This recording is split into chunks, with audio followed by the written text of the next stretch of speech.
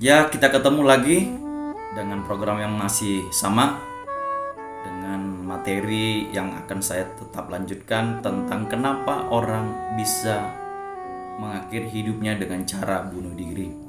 Poin selanjutnya yang ingin saya sampaikan adalah ini berkaitan dengan masalah sosial. Masalah sosial ini bisa dikategorikan dia pernah mengalami bullying, dibullying itu dikucilkan. Dia ya mentalnya dihancurkan, mentalnya dibunuh begitu ya. Jadi dia seperti mengalami satu gangguan jiwa, loneliness, nggak ada orang yang betul-betul tulus mengasihi dia. Dari kekurangan dia, dari kelemahan dia, itu justru orang punya kesempatan untuk merusak, menghancurin mental dia. Dan kemudian ini yang perlu kita sadari, Bapak Ibu Saudara sekalian. Cobalah untuk kita ini sebelum mengeluarkan sesuatu hal dari perbendaharaan mulut kita, dari kata-kata kita, coba kita berpikir sesaat begitu ya. Apakah perkataan kita ini bisa melukai, bisa menghancurkan karakter orang atau tidak? Karena memang ini juga bahaya Bapak Ibu. Ketika orang sering merasa dikucilkan, dia sering dibully, perkataan-perkataan negatif yang dilontarkan terhadap diri dia. Nah, ini bisa membuat orang juga mengakhiri hidupnya untuk bunuh diri. Nah, ini kalau nggak segera kita antisipasi, ini bahaya. Pelan-pelan tapi pasti begitu ya. Sekali lagi, pelan-pelan tapi ini pasti bisa membunuh.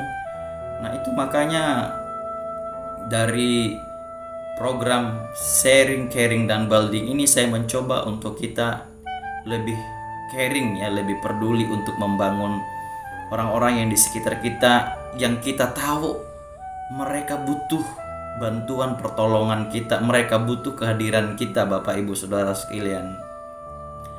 Nah, beberapa orang juga nggak langsung bunuh diri. Dia pertama mencelakai dirinya dengan cara apa? Melukai.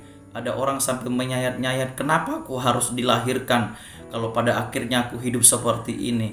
Kenapa aku harus ada Tuhan? Akhirnya orang-orang yang seperti ini juga bisa menyalahkan Sang Pencipta. Kenapa hidupku seperti ini? Kenapa aku harus mengalami ini? Apa salahku? Apa dosaku? Apa yang telah ku perbuat? Nah, orang-orang yang punya mengalami masalah sosial seperti tadi itu, yang saya katakan itu dia dibully, dia dikucilkan, dia merasa tidak memiliki sahabat yang bisa menerima dia dengan tulus, dengan apa adanya. Nah, orang yang seperti ini sangatlah tertutup. Dia punya sikap hati, sikap hidup yang tertutup. Dia nggak mau orang tahu apa yang dia alami. Nah, justru itu fungsinya kita, Bapak Ibu Saudara sekalian. Kalau kita yang rohaninya, yang ibadahnya lebih bagus, lebih dekat dengan Sang Pencipta Allah SWT, kepada Tuhan kita Yesus Kristus, mari kita doain. Caranya kita doain mereka. Caranya coba kita memberikan pendekatan kepada mereka, bersahabat. Kalau selama ini dia trauma dikhianati, trauma orang-orang yang dia anggap sebagai sahabat justru dia yang mengkhianati, melukai.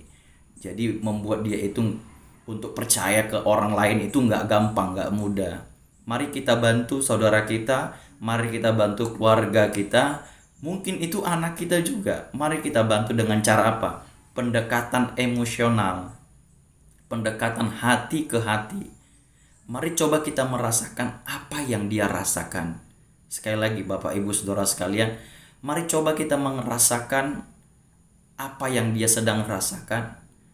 Dan cara untuk menolong dia, saya yakin percaya pasti Tuhan kasih hikmat bagi kita. Bagaimana supaya orang ini bisa keluar dari kondisi masalah sosial tadi, yaitu apa? Dia dibully, dia dikucilkan, dia merasa terpojok, begitu Bapak Ibu Saudara sekalian. Nah, biarlah ketika kita mengetahui poin ini, kenapa orang ingin mengakhiri hidupnya dengan cara bunuh diri, kita bisa mengantisipasi dengan cepat, dengan bijaksana Bapak Ibu, sehingga Tidak ada kita mendengar kasus bunuh diri, mengakhiri hidupnya dengan cara bunuh diri, gantung diri, melukai diri, minum racun atau menyiksa diri begitu ya. Hanya gara-gara dia dikucilkan, dibully, dia merasa nggak ada orang yang peduli bagi dia. Nah, pada akhirnya ketika kita mengetahui dia meninggal dengan alasan tersebut, setelah polisi mungkin ya mencek langsung ke olah TKP begitu ya, dan cari informasi-informasi tentang dirinya, dan diketahui bahwa penyebab dia bunuh diri itu karena masalah sosial tadi itu. Dia dikerdilkan, dia dibully, dia dikucilkan, dia merasa loneliness, dia tidak ada sahabat di dunia ini. Ya mending aku mati aja begitu. Mari Bapak Ibu Saudara sekalian menjadi orang-orang yang mau berbagi, mau peduli, mau membangun setiap orang-orang yang membutuhkan pertolongan kita. Saya yakin percaya Bapak Ibu, di tengah-tengah kesederhanaan kita, di tengah-tengah keterbatasan kita, mungkin secara pendidikan, ekonomi, saya yakin percaya Tuhan punya kasih kelebihan bagi kita, yang Tuhan bisa pakai hati kita, kesabaran kita, kelemah lembutan kita untuk menjadi berkat bagi orang, menyelamatkan nyawa orang dari maut, dari mara bahaya. Nah, ini saja yang bisa saya sampaikan perihal kenapa orang bisa sampai mengambil keputusan untuk bunuh diri. Untuk saat ini poin ini, nantikan video saya selanjutnya, poin selanjutnya, kenapa orang bisa mengakhiri hidup dengan cara bunuh diri. Bantu channel ini supaya channel ini terus menjadi berkat bagi Bapak Ibu pendengar-pendengar yang setia yang melihat video saya, dengan cara tekan tombol subscribe, nyalakan tombol loncengnya, dan jangan lupa like, share, dan komen kepada teman-teman sehingga semuanya bisa dapat informasi yang membantu dan memberkati sekitar kita.